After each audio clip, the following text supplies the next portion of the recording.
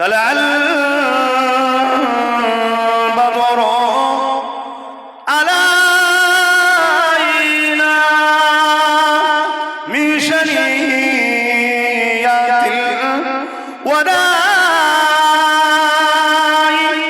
وجب الشكر علينا ما دعا لله أهداي يا نبي سلام يا رسول سلام يا حبيب سلام সালাওয়াতুল্লাহ। বাপেরা আমাকে ভুল বুঝলে হবে না, যদি রাত পাওয়ারের প্রয়োজন না থাকতো আল্লাহ নবী কেন মক্কা শরীফ থেকে গিয়ে মদিনার জমিনে আসবে? মদিনার জমিনে চলে যাবার পরে সমস্ত গোত্রগুলোকে ডাকলো, সমস্ত কাফেলাগুলোকে ডাকলো, সমস্ত বংশের নেতাগুলো ডাকলো, সমস্ত দলের ধর্মগুরুগুলোকে ডাকলো। আল্লাহ নবী তাদেরকে ডেকে নিয়ে বলতে লাগলো, একটা রাষ্ট্র কায়েম করা দরকার। এই মদিনার একটা প্রধান হবে যে মদিনাকে পরিচালনা করবে। তোমরা নিজেদের মধ্যে যে ঝগড়া করছো, কাটাকাটি করছো, এগুলোকে বন্ধ করতে হবে। বাইরের দেশে বিজনেস করতে হবে, বাইরের দেশ থেকে এখানে বিজনেস করতে আসবে, এইরকম একটা পরিকল্পনা তৈরি করতে হবে। আল্লাহ নবীর কথা শুনে মদিনার জমিনে যারা ছিল তারা সবাই আমার রাসূলুল্লাহর কথা মেনে নিল। এই যুবকেরা শুনে রেখে দাও, 70% ছিল ইহুদি। ওই ইহুদিরা বক্তব্য দিল, অগ্নি পূজারক ছিল তারাও বক্তব্য দিল, মূর্তি পূজারী ছিল তারাও বক্তব্য দিল। সবার বক্তব্য একটা, আপনি সুন্দর কথা বলেছেন, আপনাকে আমরা আমাদের রাষ্ট্রের প্রধান দেখতে চাই। আরো জোরে বলুন সুবহান।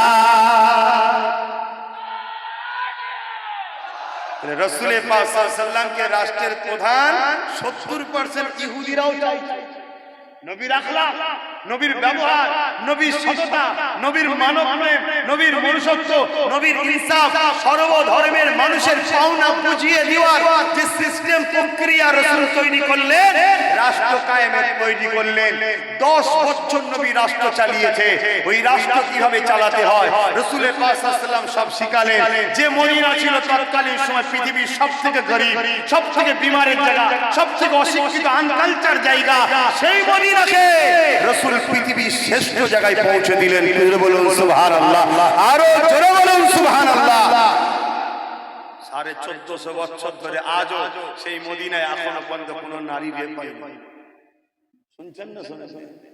সেই নবী বললেন, তোমরা কুরাইশের নেতৃত্ব মানো। আপনারা মানবেন না? খুব সাবধান হন বাপজান, খুব বুঝে চলো। আখরি জমানা, হতভাগা আকবর আমার দেশ শাসন করছিল। আমার আবার একটা দুঃখের সংবাদ আছে।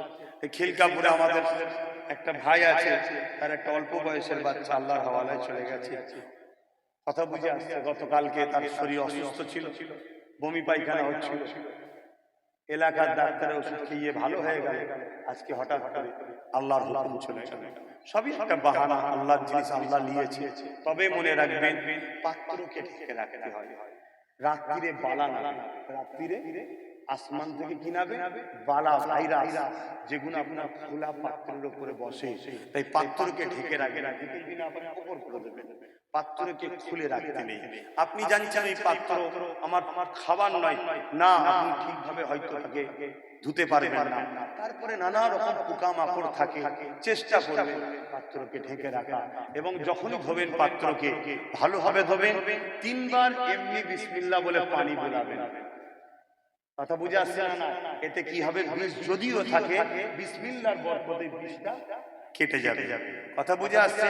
তবে বিসমিল্লাহ বলে যে পানিটা বুলাবে, ওই পানিটা যেন নিজের পায়ে না পড়ে। পুকুরে যদি ধন পুকুরে ফেলে দেবে, বা যদি পাইপ দিয়ে বেরিয়ে যায় এমন জায়গায় চলে যাচ্ছে পা পড়ছে না, আলাদা কথা। না একটা বালতি রাখবে, তাতে ফেলবে, ওই বালতির পানি পুকুরে ফেলে দিলে মিটে যাবে। এগুলো করুন। কেন আমরা অসতর্কে অনেক কিছু আমাদের দোষেই, তো কর্ম অনুযায়ী ফল একটা বক্তব্য না, আমাদের দোষী ফল পাচ্ছে। তো যাক, কথা এখন অনেক রয়ে গেল, কথা আমার প্রচুর কথা শেষ হচ্ছে, মনের মধ্যে বহুত ব্যথা হয়, বহুত দুঃখ। আমি শুধু এতটুকু বলবো, একতা হওয়ার দরকার আছে। প্রত্যেকটা আলেম উলামাকে খোলা মঞ্চ থেকে আহ্বান করছি, আসুন প্রতি জুম্মায় আমি ঘরে থাকি। ইমামদের আহ্বান করছি, আসুন প্রতি জুম্মায় ঘরে থাকি। এখন প্রকাশ হবে না, গোপনে আপনি নাম এন্ট্রি করুন। আমরা প্রথম একতা হব। যেদিন 20, 30, 40, 50 হাজার ইমাম হয়ে যাবে, আলেম হয়ে যাবে, সেদিন আমরা একসাথে প্রকাশ করব নাম। সেদিন আপনার কেউ কিছু করতে পারবে না। তাই বলবো, আসুন আসুন আসুন, চলুন। বিগত দিন যা করেছেন, যা বলেছেন, আমি সব ভুলে যেতে রাজি, মাফ করে দিতেও রাজি। উম্মতে মুহাম্মাদিকে বাঁচাবার স্বার্থে বাপের গাল খেয়েছি, মায়ের গাল খেয়েছে, সব ভুলে যেতে রাজি আছি, কিন্তু এক হওয়ার দরকার আছে। কথা মাথায় ঢুকছে? পাশাপাশি আমাদের ঘরে আরেকটা কাজ করতে হবে। কি? আমাদের ঘরে এসসি, এসটি, গরিব হিন্দু ভাইদের সঙ্গে বন্ধুত্ব করতে হবে, বন্ধুত্ব বাড়াতে হবে। পারবেন না? পারবেন না? জোরে বলো। বন্ধুত্ব করুন, ভালোবাসা বাড়ান। শুধু ধর্ম যার, উৎসব তার, এই দুটো জায়গা ছেড়ে বাকি সব ক্ষেত্রে ব্যবসা বাণিজ্য, কারবার, সহযোগিতা, লেনদেন, সহযোগিতা করা, হেল্প করা, পড়াশোনা, বাটায় বাজারে, হাটে মাঝে মাল কিনা বেচা, সব জায়গায় বন্ধুত্ব বাড়ান। ঠিক না বেটি? আর বিশেষ করে এসসি, এসটি ভাইদের ঘরে বোঝাবেন যে ভাই, আমরা মুসলমান আছি বলে তোরা এখন সম্মান পাচ্ছিস, যেদিন আমরা মুসলমান থাকবো না, তোরা অছুত হয়ে যাবে। শুনছেন? এদের বোঝানো দরকার আছে না? এটা সত্য কথা না মিথ্যা কথা? বন্ধুত্ব করে বুঝান, বুঝিয়ে এভাবে যত পিছিয়ে পড়া আছে, মুসলিম, আদিবাসী, দলিত, মতুয়া, শিখ, পাঞ্জাবি, খ্রিস্টান, যত পিছিয়ে হিন্দু সমাজের গরিব যারা, তারা সব একজোট হন হয়ে এই কেন্দ্রের জালিম সরকারের বিরুদ্ধে আমাদেরকে সংগঠিত ভাবে লড়াই করতে হবে। এটাকে মাথায় থাকবে তো নাকি? আর এটাও মনে রাখবে, কেন্দ্র সরকার যে কালা কানুনটা করছে, ওই কালা কানুনটা সংবিধান বিরোধী আইন করছে। এক তো ওয়াকাফ বিরোধী ঠিকই, কিন্তু প্রথম বিরোধী হলো সংবিধান বিরোধী। সংবিধান তো শুধু মুসলমানদের নয়, সংবিধান তো পুরো দেশবাসী। অতএব পুরো দেশবাসীকে বুঝান, সবাইকে এক হয়ে এর বিরুদ্ধে লাগতে হবে।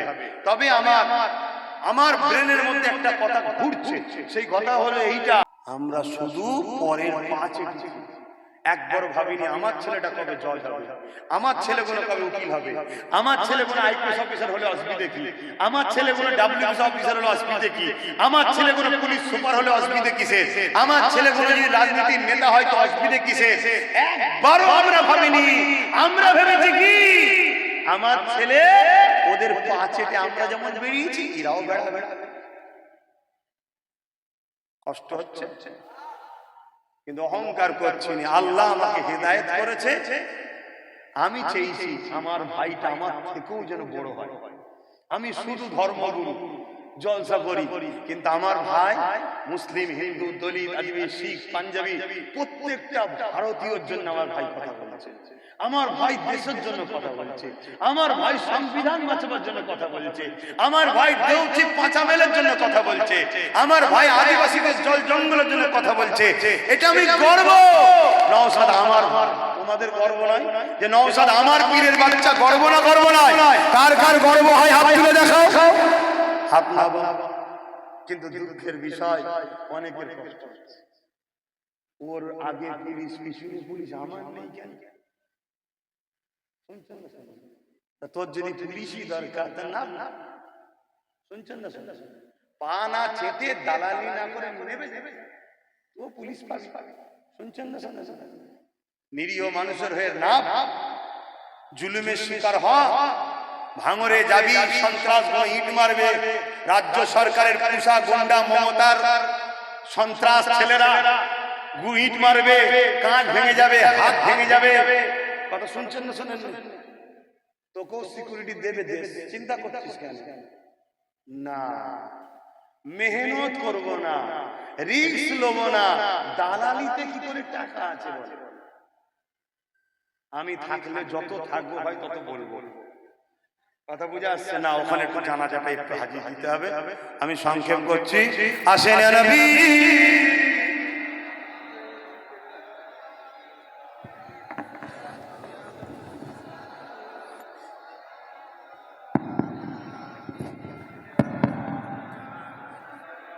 আর কেউ আছে নাকি? তাহলে আল বাদর আলাইনা মিন শানিয়াতিল ওয়াদাই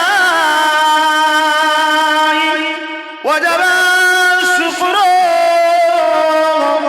আলাইনা মা দালা লিল্লাহ আহিদাই ইয়া নবী সালাম ইয়া রাসূল সালাম ইয়া হাবিব সালাম সালাওয়াতুল্লাহ। সকলে গায়ে গায়ে বসে সময় কম।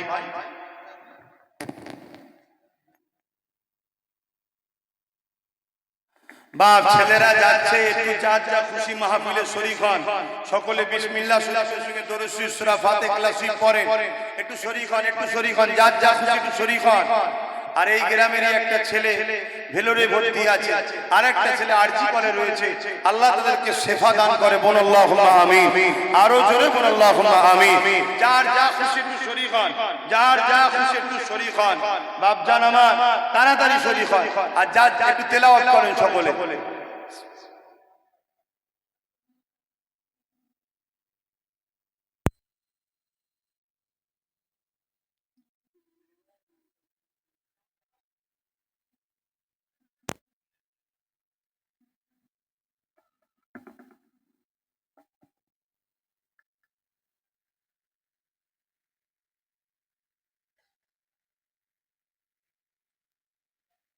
ব্যবহারে কেউ কষ্ট পেলেন?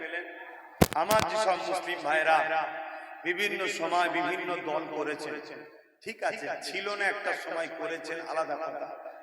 আজ যখন বিপদ আসছে, আমি সবাইকে আহ্বান করছি, আপনারা আসুন, সংগঠিত হন, ঐক্য হন। পাশাপাশি আশপাশে যত অন্য ধর্মের গরিব মানুষ আছে তাদেরকে নিয়েও আপনারা এক হন। তারাও বিপদে আছে, আমরাও বিপদে আছি। এই দেশে নিচু জাত হওয়ার জন্য তারা বলছে, আমি মানি না নিচু জাত বলে। মানুষ মানুষ আদিবাসী দলিতদের ঘরও বিভিন্ন রাজ্যে খুন করা হচ্ছে, পিটিয়ে পিটিয়ে মেরে দেওয়া হচ্ছে। কথা বুঝে আসছে? আমার রাজ্যে 180টা পরিবার নিচু জাত হওয়ার জন্য মন্দিরে ঢুকতে দেয়নি। আমার রাজ্যে হচ্ছে এইরকম অপমান এসসি এসটিকেও হতে হচ্ছে। সেই সকল ভাইদেরকে নিয়ে এক হন। যেসব ভাইয়েরা অন্য অন্য দল করেছেন আলাদা কথা, সব ভুলে যান। যা ছিল একটা সময় আলাদা কথা, নিজের একটা প্ল্যাটফর্ম তৈরি করেন। বিশেষ করে আজকে রাজ্য সরকার যেভাবে বলল দিল্লি চলে যাও আমার মসজিদ মাদ্রাসার ব্যাপারে, এর প্রতিবাদ হিসাবে আমি আহ্বান করব, আমার যেসব ভাইয়েরা রাজ্য সরকারের সঙ্গে জুড়ে ছিলেন সব তওবা করেন, ফিরে আসে, পরিবর্তন। ভুল মানুষ মাত্র হতে পারে না, হয় এ নিয়ে গিয়ে আপনাকে এমন গর্তই পুঁতবে যেখান থেকে আপনি উঠতে পারবেন না, যেখান থেকে উঠতে পারবেন না। আর যদি মনে হয় আরে তোরা আমাকে মুসলমান মনে করছিস, আমি তো হাকিকাতে মুসলমানই নই, তাহলে তার জন্য আমার কিছু বলার নেই। কেন এ সমাজে অনেক মুসলমান এমন আছে যারা সময়ের অপেক্ষা ঝুপঝাপ লাভ মেরে ধর্ম চেঞ্জ করে দেবে। এই যেমন কিছুদিন আগে শুনলেন না, একজন বলল পলগার ঘটনার পরে যে আমি ইসলাম ছেড়ে দিলাম। শুনেছেন না? শোনেন? অ্যাকচুয়ালি ও মুসলমানই নয়, এর আগে আরো 25 বার ছেড়েছিলাম ধর্ম।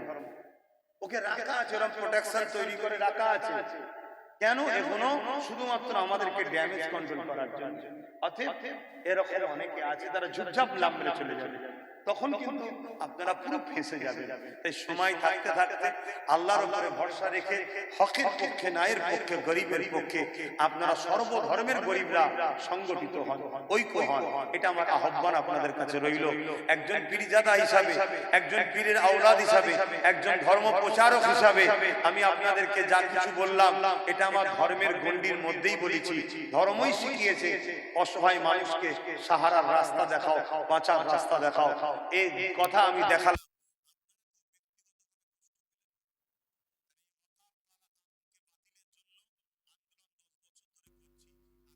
আন্দোলন আজও হবে, আরো হবে, আরো হবে। ততদিন পর্যন্ত আব্বাস সিদ্দিকী আন্দোলন করবে, যতদিন শুধু কালা কানুন বাতিল হবে তা নয়, যতদিন না আমরা আমাদের ওয়াকাফ ফিরে পাবো। শুনছেন? এখন কিছু লোক আন্দোলন করছে শুধু তাদের ভাগ পাবে না তাই। শুনছেন তো নাকি? আর আমরা 10 বছর ধরে আন্দোলন করছি।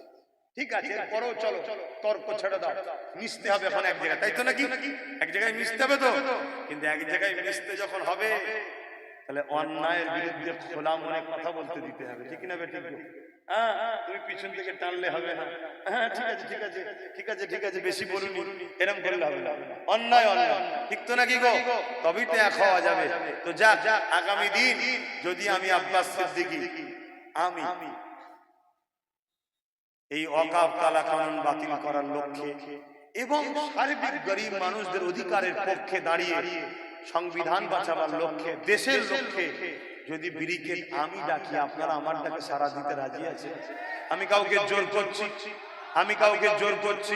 লম্বা করে হাত তুলবেন। জোর করলাম, জোর করলাম। আচ্ছা, আশপাশে কেউ হাত তুলতে বাকি আছে কিন্তু দেখেন না, লম্বা করে হাত তোলেন।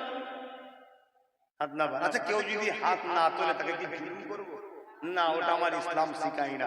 কি করব? তাকে শুধু চিনে নেব, সে আমাদের সাথে নেই, তাই তো নাকি? মানুষ চিনা দরকার আছে না? যেমন আমরা রাজ্য সরকারকে চিনতে ভুল করে আজকে ঠকিছি না ঠকিনি? কথা বলছে না তো? 10,000 মাদ্রাসার ভ্যাকান্সি খালি, শিক্ষা মাদ্রাসা 10,000 তো করে দেয় না, 10,000 শিক্ষা পদ খালি। মাদ্রাসা বোর্ড থেকে কোরআনকে তুলে দিয়েছি, জানো? এসব তো জানবেন। তারপরে 2024-এ ওয়াকাফ বোর্ডে 2জন অমুসলিমকে ঢুকিয়ে দিয়েছে, যেটা কেন্দ্র সরকার ঢুকাবার জন্য আইন করছে। অলরেডি ইনি ঢুকিয়ে দিয়ে বসে আছে। শুনছেন তো? তাহলে বুঝতে পারছেন, এজন্য ইসলাম রাসূল বলল প্রকাশ্য দুশমনের থেকে ভয়ানক হলো বন্ধু সেজে দুশমন। বিজেপি কেন্দ্র সরকার হলো প্রকাশ্য দুশমন, আর রাজ্য সরকার হলো বন্ধু সেজে দুশমন। শুনছেন তো নাকি? হ্যাঁ, বিরাট বড় দুশমন ইসলামের। এত বড় দুশমন ইসলামের এই সরকারের পুলিশকে দিয়ে আমার রাসূলুল্লাহর বিরুদ্ধে যে করলো তাকে ধরলো না, যারা রাসূলের হয়ে আন্দোলন করছে তাদের কাছে কেস দিচ্ছে। কত বড় দুশমন ইসলামের, বুঝতে পারছেন না? কবে বুঝবেন? আর কবে বুঝবেন যদি এখন না বোঝেন? তাহলে তো আল্লাহর কাছে বলাই দরকার যে আল্লাহ আমাদেরকে আযাব দিয়ে মিটিয়ে দেন। আমাদের শাস্তি পাওয়া দরকার আছে যদি আমরা হুজুরের না হতে পারি। তো যাক, অনেক কথা বলে ফেললাম। আম পাকা না কাঁচা রে? হ্যাঁ, কার গাছের আম? তোর দেখে দেখে ওর গাছের বলি রেখে দেবে। পাকা আম, হুজুর কিচ্ছু বাদ দিচ্ছে না, যা পাচ্ছে না দিচ্ছে। আমার ভাইয়ের থেকে আমি নিয়েছি তো, অন্যজনের বুকে ব্যথা হয় তো কিছু নেই। অনেকের বুকে ব্যথা হয়, আমাকে নলেজ সিমিতে টাকা দিচ্ছে, অনেকের বুকে ব্যথা হয়। আরে আমার